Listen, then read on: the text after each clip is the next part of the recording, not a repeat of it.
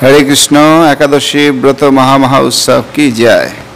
হরে কৃষ্ণ। আজকে 31শে জুলাই, 15ই শ্রাবণ। তো আজকে বিশেষ একাদশী হচ্ছে, একাদশীর নাম হলো কামিকা একাদশী ব্রত মহা উৎসব কি যায়। হরে কৃষ্ণ। এই কামিকা একাদশী আজকে উপবাস চলছে।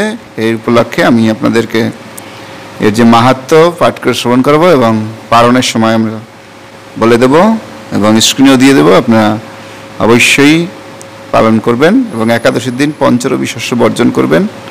ধান থেকে যা তৈরি, গম থেকে যা তৈরি, জব, ভুট্টা, তেলবীজ, ডাল এগুলো গ্রহণ করবেন না।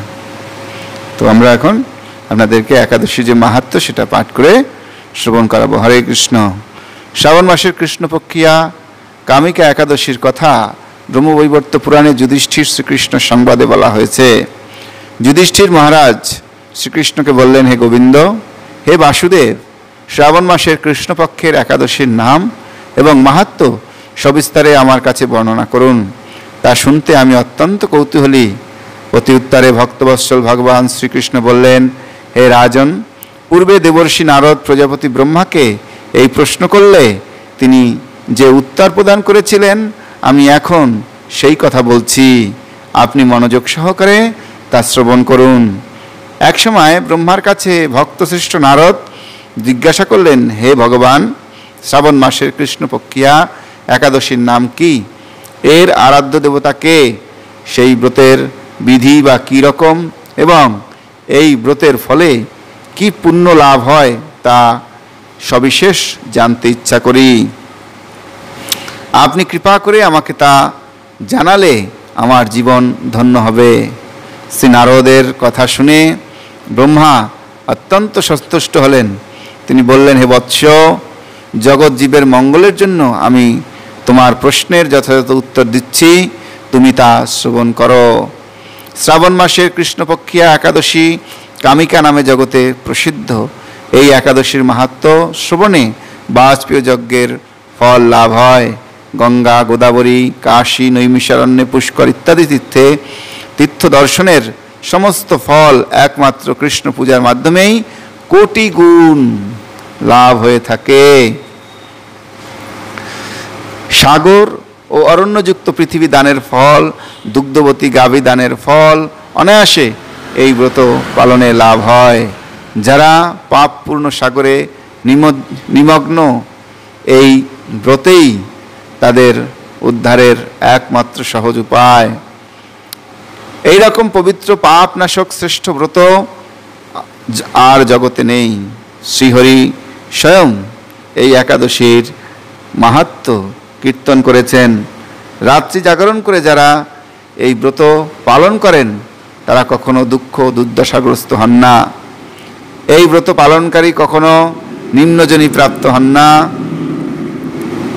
কেশবপ্রিয় তুলসী পত্রে যিনি শ্রীহরির পূজা করেন, পদ্মপাতায় জলের মতো তিনি পাপে নির্লিপ্ত থাকেন।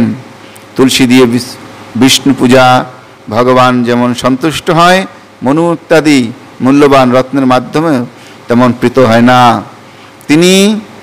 যিনি কেশবকে তুলসী মঞ্জুরি দিয়ে পূজা করেন, তার জন্মার্জিত সমস্ত পাপ ক্ষয় হয়ে যায়। এই প্রসঙ্গে ব্রহ্মা বলেছেন, হে নারদ, যিনি তুলসীকে প্রত্যাহ দর্শন করেন তার সকল পাপ রাশি বিদূরিত হয়ে যায়।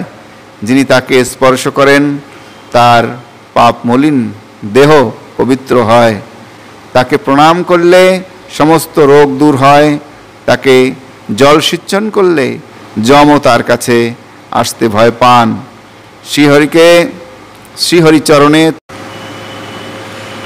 শ্রীহরির চরণে তুলসী অর্পিত হলে ভগবত ভক্তি লাভ হয়। তাই হে কৃষ্ণ ভক্তি প্রদায়িনী, তোমাকে প্রণাম করি। যে ব্যক্তি হরিবাসরে ভগবানের সামনে দীপদান করেন, চিত্রগুপ্ত তার পুণ্যের সংখ্যা হিসাব করতে পারে না। তার পিতৃপুরুষেরাও পরম তৃপ্তি লাভ করেন। শ্রীকৃষ্ণ বললেন, হে রাজন, আমি আপনার কাছে সর্ব পাপ হারিণী কামিকা একাদশীর মাহাত্ম্য বর্ণন করলাম। অতএব যিনি ব্রহ্মহত্যা, ভ্রূণ হত্যা, পাপ বিনাশিনী, পুণ্য ফল প্রদায়িনী এই ব্রত পালন করবেন ও এই মাহাত্ম্য শ্রদ্ধা সহকারে পাঠ ও শ্রবণ করবেন, তিনি সর্বপাপ থেকে মুক্ত হয়ে বিষ্ণুলোক গমন করবেন। হরে কৃষ্ণ। একাদশীর ব্রত মহা উৎসব কি জয়। তো পারণের সময় সবাই সময় মতো পালন করবেন।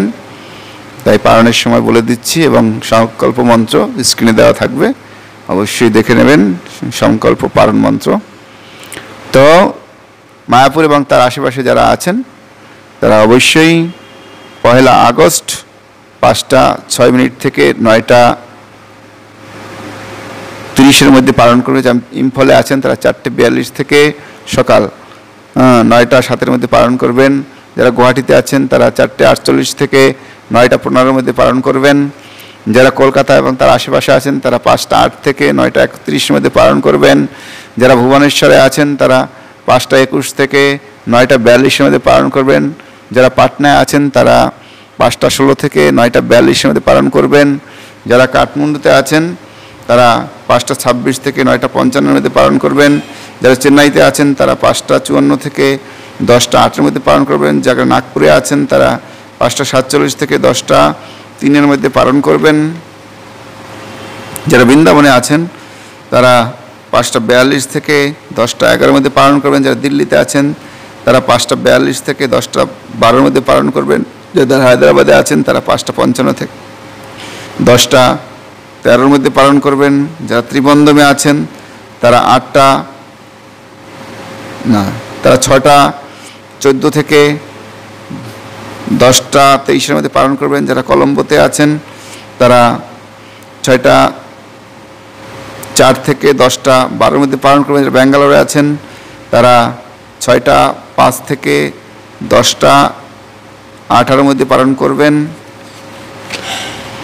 যারা মুম্বাইতে আছেন তারা 6:15 থেকে 10:35 মধ্যে পালন করবেন। যারা আহমেদাবাদে আছেন তারা 6:10 থেকে 10:33 মধ্যে পালন করবেন। যারা উদামপুরে আছেন তারা 5:43 থেকে 10:18 মধ্যে পালন করবেন। সময় মতো পালন করবেন। লাইক কমেন্টস করবেন, সাবস্ক্রাইব করবেন। হরে কৃষ্ণ।